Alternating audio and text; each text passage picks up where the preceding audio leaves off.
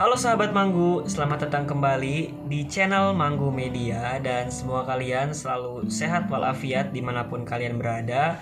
Terutama nih buat kalian-kalian yang sekarang lagi liburan hari raya lebaran. Semoga selalu diberikan keselamatan dan jangan lupa buat happy bersama keluarganya ya.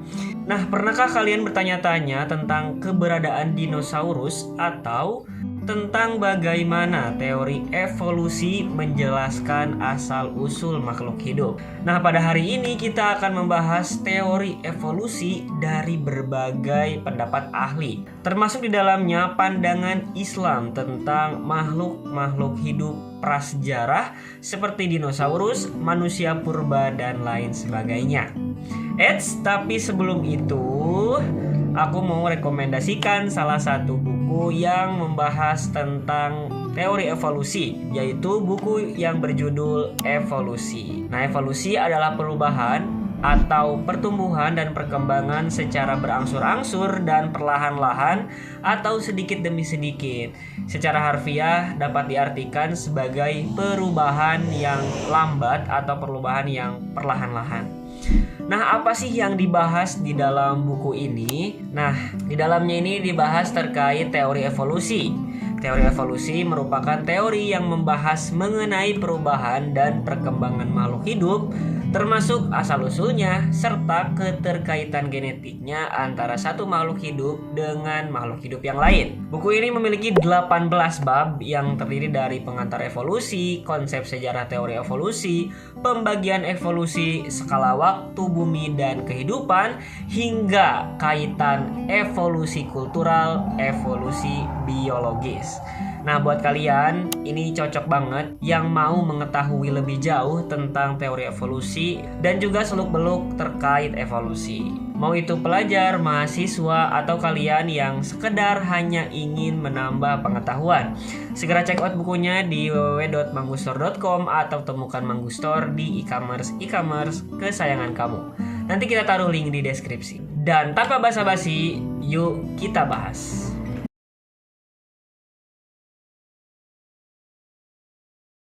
Oke, pertama-tama mari kita bahas dulu tentang teori evolusi. Nah, teori evolusi ini sebuah konsep ilmiah yang menjelaskan terkait perubahan spesies seiring berjalannya waktu. Nah, Charles Darwin dalam bukunya yang berjudul On the Origin of Species tahun 1859 memperkenalkan natural selection. Nah, ia berpendapat bahwa makhluk hidup dengan sifat yang menguntungkan seperti contohnya paruh burung yang lebih kuat untuk memecah biji memiliki peluang lebih besar untuk bertahan dan bereproduksi. Nah, teori dari Charles Darwin ini didukung oleh data dari Kepulauan Galapagos yang menunjukkan bahwa burung finch dengan variasi paruh yang berbeda-beda.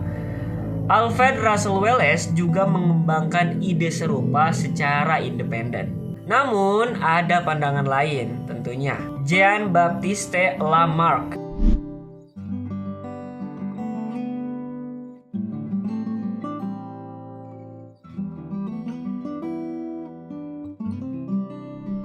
Meski kurang didukung genetika modern, studi epigenetik terbaru menunjukkan bahwa perubahan lingkungan bisa memengaruhi ekspresi gen. Lalu, Hugo de Vries dengan mutationism berargumen bahwa mutasi besar bisa menciptakan spesies baru secara tiba-tiba. Didasarkan pada sebuah observasi tanaman Evening Primrose pada awal tahun 1900-an. Meskipun teori ini saat ini kurang diterima. Teori evolusi modern menyatukan ide-ide ini, menunjukkan bahwa semua spesies memiliki garis keturunan yang saling terhubung, termasuk burung yang ternyata berasal dari dinosaurus. Nah, sekarang kita beralih nih ke dinosaurus.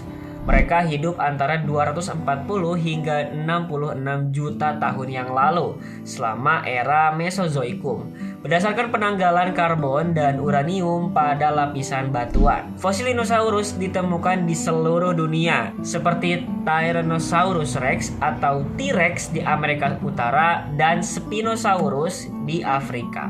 Bukti menarik datang dari teropod, kelompok dinosaurus berbulu yang menjadi nenek moyang burung modern. Fosil Archaeopteryx dari Jerman berusia 150 juta tahun menunjukkan ciri peralihan. Bulu seperti burung tapi gigi dan cakar seperti reptil.